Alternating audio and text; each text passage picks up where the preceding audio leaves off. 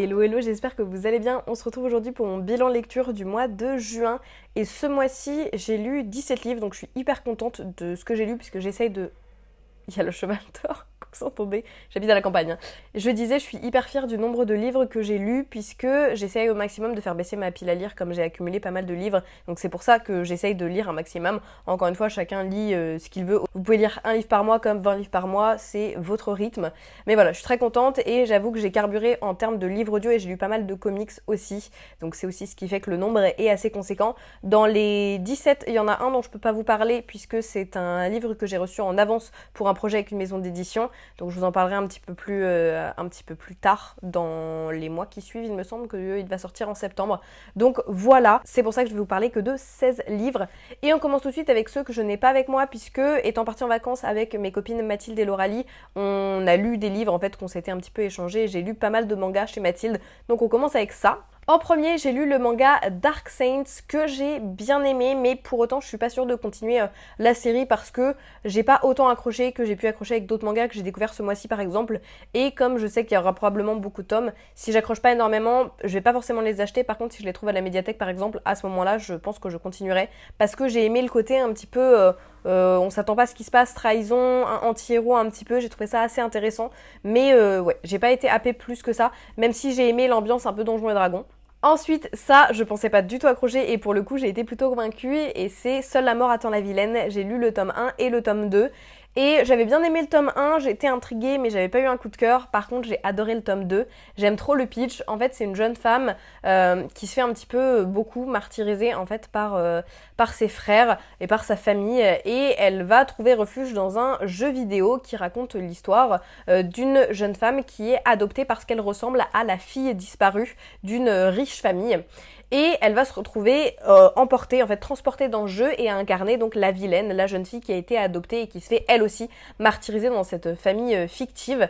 Et pour survivre, pour ne pas mourir, elle va devoir dépasser un certain pourcentage d'affinité avec un des love interest masculins du jeu. Et j'ai trouvé ça hyper intéressant. J'adore le fait qu'on suive une antagoniste et qu'on... Enfin, en fait, c'est un personnage que j'ai trouvé hyper badass au fur et à mesure, surtout dans le tome 2. Elle s'affirme vraiment et elle fait des choix un petit peu plus osés et elle prend un ton que j'ai bien aimé, que j'ai trouvé assez original. Donc ouais, j'aime énormément et je pense que je continuerai pour le coup la saga en VO parce que j'ai pas envie d'attendre la suite en français, ça risque d'être trop long et j'ai vraiment envie de savoir ce qui se passe. Donc super surprise. Après, j'ai lu la BD, le roman graphique Mon ami Pierrot que j'ai aussi emprunté à Mathilde. Et celui-ci, je l'ai trouvé très original, les dessins sont originaux et le retelling de l'histoire de Mon ami Pierrot est hyper intéressant. Pour autant, quand je n'aime pas un personnage qui est un des personnages principaux de l'histoire, je n'arrive pas à donner une bonne note au livre parce qu'en fait j'ai été tellement énervée pendant ma lecture et tellement frustrée que je n'arrive pas, et c'est bête hein, parce que je sais que l'ouvrage est qualitatif et qu'il est original, pour autant j'ai été tellement énervée par les personnages que j'arrive pas à mettre une bonne note. Donc voilà, c'est pour ça que ça n'a pas été du tout un coup de cœur ou même une super bonne lecture parce que j'ai été tellement énervée et ça m'énerve d'être énervée, je sais pas si vous voyez ce que je veux dire. Donc j'arrive pas à bien noter le livre. Pour autant, je trouve que c'est un retelling hyper original de l'histoire de Mon ami Pierrot. Ensuite, en comics, j'ai lu Teen Titans Raven, pareil, toujours emprunté à Mathilde, qui raconte un petit peu l'histoire de Raven dans Teen Titans, si vous avez déjà lu les comics ou regardé le dessin animé à la télé quand on était un peu plus jeune. Et bien ça raconte un petit peu d'où est-ce qu'elle vient, qu'est-ce qui lui est arrivé, puisqu'on la suit quand elle est au lycée et qu'en fait elle perd sa mère dans un tragique accident. Elles sont toutes les deux dans un accident de voiture, sauf que elle va se rappeler de rien. Elle se rappelle plus de rien, donc elle sait que sa mère est morte, mais elle se rappelle même pas de sa mère en fait. Elle repart de zéro et on voit un petit peu son cheminement de comment est-ce que tu te crées une identité quand tu pars complètement de zéro et que du coup tu peux définir ton identité mais qu'en même temps tu as des objets de ton passé et que tu te dis donc qui est-ce que j'étais avant. Ça j'ai trouvé ça hyper intéressant. Et puis on a aussi la phase où elle découvre ses pouvoirs que j'ai beaucoup aimé, donc j'ai très envie de découvrir les autres ouvrages de cette collection pour le coup. Et enfin, j'ai lu la BD Les Sœurs Grémillet de Di Gregorio et Barbucci et je l'ai beaucoup aimé. C'est le tome 3 celui-ci et je pense que c'est mon tome préféré. Dans celui-ci, on y suit donc les trois sœurs qui partent à la montagne pour retrouver leur père qui est sur le point de faire une grande découverte scientifique, enfin plutôt astronomique je crois si je me souviens bien. Mais on va surtout être confronté à la relation un petit peu complexe qu'elles ont avec leur père puisque c'est quelqu'un qui est très peu présent dans leur vie en raison de son travail. Et on voit un petit peu comment est-ce que chacune des sœurs gère ce manque gèrent cette relation qui est pas assez présente dans leur vie et j'ai beaucoup aimé. Voilà, tout ça en même temps mélangé avec d'autres mythes et je viens de me rendre compte que je vous ai pas pris le bon tome en fait. Là j'ai le tome 3 mais c'est le tome 4 que j'ai lu. Je me suis trompée, j'ai pris le mauvais dans ma bibliothèque mais je vous parle du tome 4 qui est le Chamois et la comète, si je me trompe pas dans le titre. J'ai failli en oublier un qui est ma meilleure lecture en roman graphique ce mois-ci et c'est L'Or Olympus, le tome 4. Je l'ai tout bonnement adoré, je pense que c'est mon tome préféré de tous ceux qui sont sortis. Encore une fois, dans ce tome-ci, ça aborde des thématiques assez complexes que je ne vous listerai pas si vous souhaitez pas être spoilé, mais il y a des trigger warnings, il me semble, au début si je me trompe pas. Et j'ai adoré, j'adore voir la relation entre Hadès et Perséphone se développer, j'aime beaucoup qu'on en apprenne plus aussi sur les autres personnages. Il y a vraiment des questionnements hyper intéressants qui sont amenés dans ce tome, je trouve, et plein de moments mignons que j'ai adoré. C'est vraiment un peu ma lecture doudou où je peux y retourner à chaque fois et j'aimerais tout autant.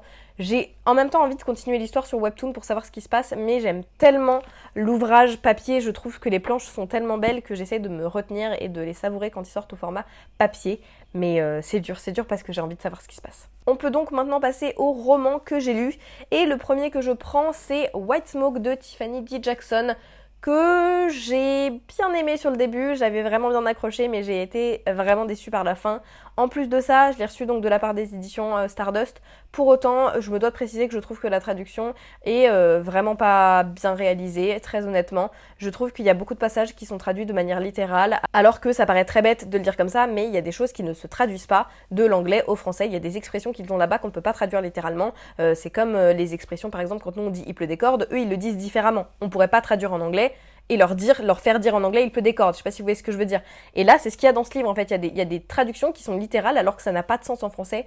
On a utilisé le mot canceller en verbe dans le livre. Enfin, je veux dire, c'est vraiment des trucs où en anglais ça se dit, en français ça ne se dit pas. Et du coup, moi ça me fait sortir de ma lecture parce que je me dis, en fait, je pouffe quoi. Je me dis, mais comment est-ce que c'est traduit? C'est pas possible. Il y a vraiment des phrases, du coup, ça ne veut littéralement rien dire. Et ça me fait sortir de ma lecture. Pour autant, pour parler de l'histoire et du livre en lui-même, je vous ai même pas dit de quoi ça parle, mais on y suit une famille qui se voit en fait proposer de vivre gratuitement dans un quartier, dans une maison, parce que on veut redynamiser en fait l'image de ce quartier où il s'est passé des choses pas très reluisantes des années précédentes.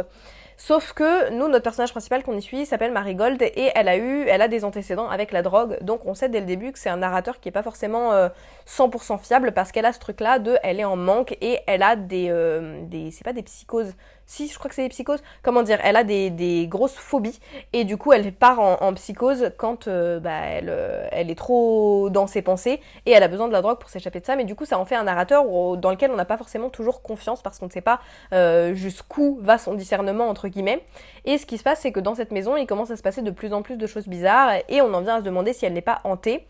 Et en plus de ça, commence à se passer des choses aussi bizarres dans tout le quartier, ils n'ont pas l'air d'être vraiment les bienvenus, nos nouveaux habitants. Et bref, j'ai beaucoup aimé toute cette ambiance-là, j'ai beaucoup aimé tout ce qu'on a comme questionnement sur la répartition sociale, sur le racisme, sur la discrimination. Ça, j'ai beaucoup aimé aussi le côté thriller un peu paranormal. Pour autant, du coup, j'ai trouvé la fin hyper bâclée. On a une fin qui se veut probablement ouverte. Pour autant, pour moi, ça vient juste conclure l'intrigue du thriller paranormal, mais toutes les questions sociales qui sont posées et qui étaient hyper intéressantes ne sont pas conclues. Et moi, ça m'énerve parce que c'est un livre, du coup, qui a fait le choix, en fait, d'aborder aussi ces thématiques-là. Et je trouve ça très frustrant à mi-parcours, se dire, en fait, je répondrai pas à toutes ces questions-là, je conclue une partie de mon intrigue et le reste, vous vous débrouillez. Et ça me frustre parce que vraiment je trouvais ça hyper intéressant et du coup là je suis hyper frustrée. Mais je sais qu'il y a des gens qui ont bien aimé cette fin, mais pour le coup non, moi je suis vraiment assez frustrée. Autre déception ce mois-ci, c'est In the Lives of Puppets de TJ Klune, que je pensais honnêtement adorer, vraiment. J'avais adoré Under the Whispering Door et The House in the Cerulean Sea, donc je pensais vraiment aimer celui-ci. Là on y suit un jeune humain qui se fait recueillir par un androïde quand il est tout petit, donc c'est lui qui l'élève et il vit avec d'autres androïdes qui sont tous un peu marrants, qui ont tous leur personnalité. Il y en a un qui est assez enfantin et qui a toujours peur de mourir et une autre qui est un robot infirmière un peu tortionnaire. Donc tout ce côté-là était plutôt marrant jusqu'au jour où il y a un autre androïde qui arrive et qui, sans le faire exprès, va en fait donner la position du père androïde de notre personnage principal et il va se faire emmener et donc notre personnage principal et l'androïde qui l'a balancé sans le faire exprès vont partir à la recherche de son père et ça va évoluer aussi un petit peu sur une romance.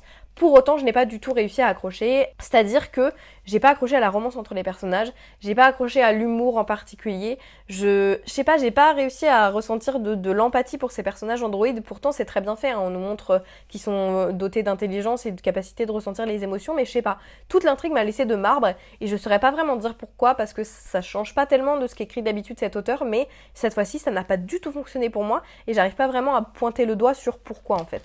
Après, celui-ci, je l'ai pas avec moi, mais ça a été un de mes coups de cœur du mois, et c'est The Dead Romantics de Ashley Poston que j'ai adoré. Celui-ci, je vais pas vous donner le résumé parce que je l'ai découvert complètement à l'aveugle. C'est Lauralie qui me l'a fait lire parce qu'on s'était donné comme challenge de faire lire aux autres un de nos livres préférés. Et j'ai tout bonnement adoré. Je peux juste vous dire que c'est une romance un peu paranormale. Vous savez que la romance, c'est pas forcément mon genre de prédilection, mais là, j'ai été complètement convaincue. J'ai adoré. Je trouvais que c'était un livre qui était extrêmement beau, extrêmement bien écrit. J'ai adoré la romance, mais surtout, j'ai adoré la dynamique familiale, la plume. Il y avait des moments drôles, il y avait des moments tristes, il y avait des moments heureux. Et tout était parfaitement équilibré pour qu'on passe un très bon moment. Et du coup, elle a sorti un nouveau livre qui est sorti hier et je l'ai déjà acheté. Je suis déjà en train de le lire parce que vraiment une super découverte, cette autrice. Et elle aborde des thématiques importantes avec énormément de justesse, je trouve. Et là, notamment sur la thématique du deuil, elle nous montre que le deuil n'est pas forcément une fin en soi et qu'on peut réussir à vivre après un deuil et en savourant toujours la présence des êtres chers. Et je trouvais que c'était très bien écrit. Donc voilà, vraiment un coup de cœur pour celui-ci. Ensuite, autre coup de cœur du mois, c'est L'Antre des Louves de Elodie Harper, qui est donc le premier roman de l'autrice. Je l'avais mis du coup dans mon tag l'année dernière comme une de mes meilleures découvertes de debut author, donc les auteurs qui débutent. Et ouais, ça a été une super surprise. C'est un livre qui n'est pas du tout facile à lire, encore une fois. Vraiment, ça a des thématiques très compliquées. Si vous avez des sujets un petit peu touchy, je vous conseille d'aller regarder en ligne les trigger warnings parce qu'ils ne sont pas écrits dans le livre. Mais on y suit en l'an 74 avant notre ère Amara, qui est une jeune prostituée, voilà, qui a été forcée d'intégrer un bordel à Pompéi. Et elle va tout faire pour essayer de s'en sortir. Elle est prête à tout pour regagner sa liberté. Elle ne veut pas rester dans cette vie. Et donc on y suit cette jeune femme qui va par tous les moyens essayer de s'en sortir. Et c'est aussi une histoire sur un peu une found family de toutes ces femmes qui n'ont pas choisi cette vie et qui se retrouvent forcées de faire ce qu'elles font. Et c'était un roman qui était très beau. Pour autant, c'était un enchaînement de choses horriblement tristes et horriblement dures. Et du coup à la fin, tu te dis c'est très lourd, c'est très dur. Et même si c'est réaliste, ça fait beaucoup. Vraiment, à la fin, je me suis dit, ça fait beaucoup. Là, j'ai besoin d'une lecture légère parce que c'est très très dur à lire. On reste sur une lecture pas forcément facile à lire et on a Et c'est ainsi que nous vivrons de Douglas Kennedy qui lui va pousser un petit peu le scénario qu'on a actuellement aux États-Unis, vous savez, avec les lois conservatrices qui passent de plus en plus, donc on retire de plus en plus notamment de droits aux femmes et de droits à la communauté LGBT. Et là ça pousse les choses encore plus loin, donc ça se passe en 2045 et les États-Unis sont maintenant divisés en deux. On a les plus libéraux d'un côté et de l'autre côté ceux qui sont dirigés par la foi chrétienne, où il n'y a plus le droit au mariage homosexuel, il n'y a plus le droit à l'avortement, il n'y a pas le droit au sexe avant le mariage. Je crois même pas qu'il y ait le droit au divorce. Enfin bref, on a deux extrêmes, sauf qu'on nous montre bien que c'est pas parce que le côté qui est dirigé par la foi chrétienne nous semble être le pire qu'en fait c'est mieux du côté libéral où il y a un peu ce côté Big Brother is watching you, où ils ont pas non plus en fait vraiment de liberté, ils sont toujours surveillés H24. Et j'ai bien aimé ce côté, c'est vachement nuancé, c'est pas de ce côté-là c'est mauvais, de ce côté-ci c'est bien. Et j'ai aussi aimé le côté on pousse un scénario catastrophe qui en fait n'est pas si catastrophe que ça quand on regarde ce qui se passe aux États-Unis, où malheureusement, en 2045, ça pourrait être la réalité dans certains états parce que c'est déjà en train de l'être.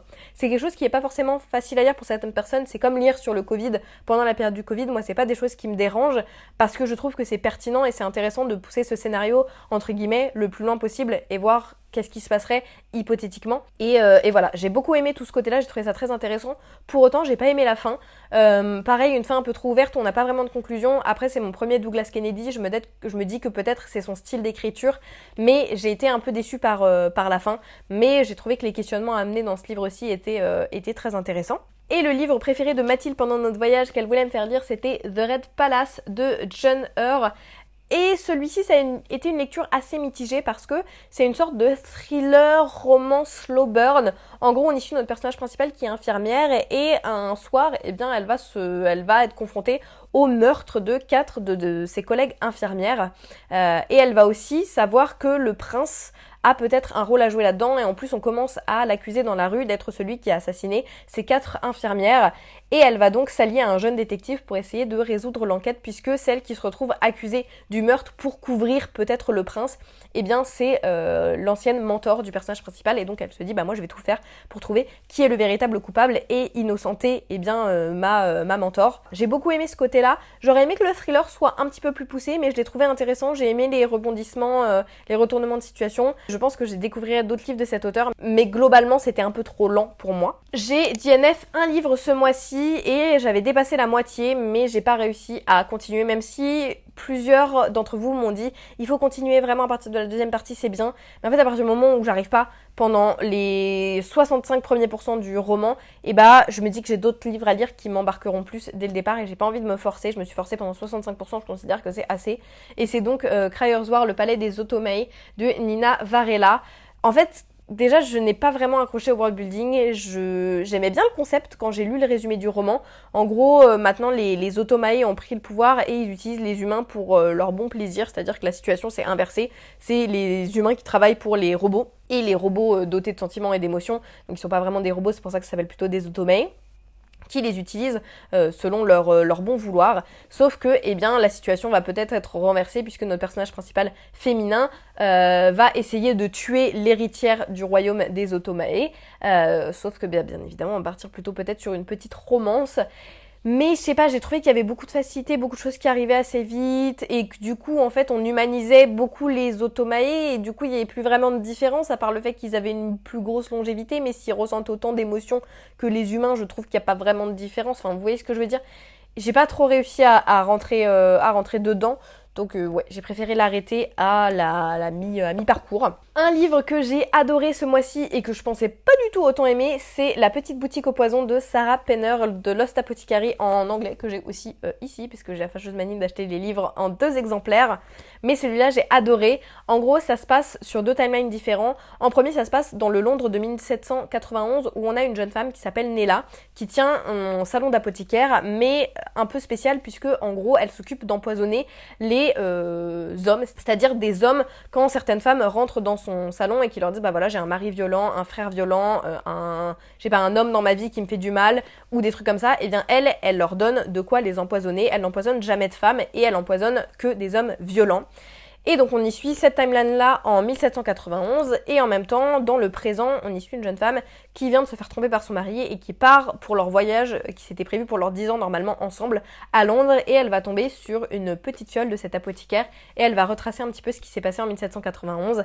Et j'ai adoré voir les 2 timelines-là, voir comment est-ce qu'elle remonte dans le passé, sa passion pour l'histoire du personnage principal dans notre timeline, et voir aussi comment est-ce que quand on est une femme dans les années 1791, on se défend du mieux qu'on peut. Et ouais, j'ai globalement vraiment aimé cette lecture et j'ai beaucoup aimé le livre audio. Ensuite, lecture pas fun du tout, j'ai lu The Boy in the Striped Pyjamas de John Boyne, qui est un livre, c'est pas vraiment dit dans le résumé, mais rien qu'à la couverture, on s'en doute, ça se passe dans un camp de concentration et en fait, on a 2 petits garçons qui vont se lier d'amitié, sauf qu'il y en a un qui est du mauvais côté du camp de concentration et l'autre qui est du bon côté. Mais ce que j'ai beaucoup aimé, ce que j'ai trouvé assez original, c'est qu'en fait, le petit garçon, qui est donc fils d'un commandant nazi de qu'on se doute, parce qu'en fait c'est jamais clairement dit, c'est-à-dire que dans le livre il n'arrive pas à prononcer Auschwitz, il dit out with it, donc pour pas qu'on sache en fait ce que c'est, enfin en tant qu'adulte tu sais ce que c'est, il y a plusieurs fois où ils disent qu'ils corrigent sur sa prononciation, mais ils refusent de bien le dire, donc c'est pour qu'on sache normalement pas vraiment où est-ce que c'est, mais bon on comprend très vite où est-ce que ça se passe.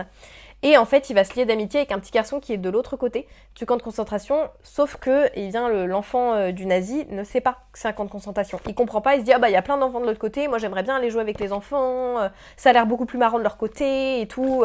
Et en fait, il comprend pas que c'est un camp de concentration. Et c'était intéressant d'avoir les 2 côtés, de se dire on a le côté nazi et le côté des juifs.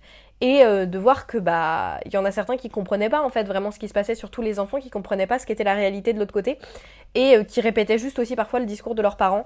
J'ai trouvé ça très intéressant. Voilà, je sais que c'est un livre qui divise et qui est un film qui est supposément très triste, donc pour l'instant je me préserve parce que déjà que le livre m'a particulièrement attristée, donc je réserve un petit peu mon énergie pour ensuite me lancer dans le film parce que je ne suis pas prête. Et enfin, en dernier roman, j'ai écouté en livre audio Divine Rivals de Rebecca Ross que j'ai particulièrement aimé. Vraiment, ça a été une super découverte. En gros, on y suit deux rivales journalistes qui se battent pour avoir le même poste. Ils veulent toutes les deux être colonies, donc je pense que c'est pour avoir leur colonne dans le journal. Sauf que notre personnage principal, qui s'appelle, j'ai oublié son nom, voilà, Iris, eh bien, elle essaye au maximum de garder sa famille ensemble. Sauf que son frère s'est engagé pour partir à la guerre. C'est une guerre entre deux dieux qui se battent. On sait pas trop pourquoi au début, et donc son frère s'est engagé pour aller combattre aux côtés de la déesse. Et en même temps, sa mère sombre de plus en plus dans l'alcoolisme. Donc Iris, elle essaye de faire tout pour survivre. Sauf qu'en même temps, elle passe son temps à se prendre la tête avec, eh bien, son collègue et concurrent qui s'appelle Roman Kit. Et donc Iris, pour essayer de maintenir le contact, eh bien, elle envoie souvent des lettres magiques à son frère. Sauf que, eh bien, elles vont tomber entre de mauvaises mains, entre guillemets, puisque c'est Roman qui va les récupérer et va alors commencer une relation épistolaire entre les deux rivales. Et j'ai beaucoup aimé leur relation, j'ai beaucoup aimé la romance et j'ai beaucoup aimé le world building parce qu'on sent en fond qu'il y a une vraie intrigue avec les dieux qu'on va probablement découvrir un petit peu plus dans le tome 2. Il faut savoir que c'est vraiment une romance sous fond de fantasy, c'est pas une fantasy avec de la romance. La romance est vraiment au cœur de l'histoire et la fantasy est un petit peu annexe.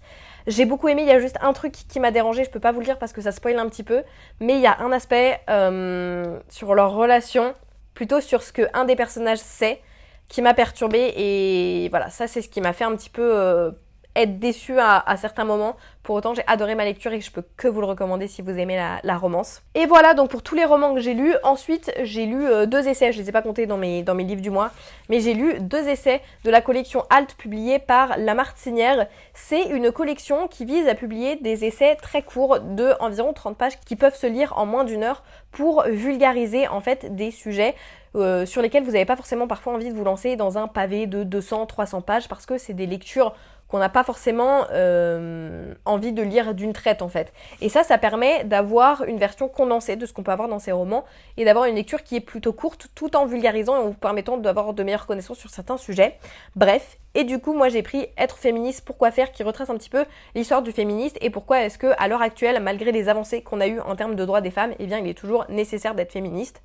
Et on a Climat, trop tard pour agir qui, voilà, va encore une fois retracer l'histoire de tout ce qu'on a fait pour le climat et ce qui nous reste encore à accomplir tout en pointant l'accès sur les choses bien et les avancements qu'on a déjà, mais surtout ce qu'il est encore nécessaire de faire pour lutter contre le réchauffement climatique. Et j'ai adoré. En plus, c'est un format qui est très aéré avec des passages qui sont beaucoup plus mis en avant. Moi, j'ai surligné aussi mes passages que je trouvais les plus intéressants, les plus pertinents, que je voulais retenir.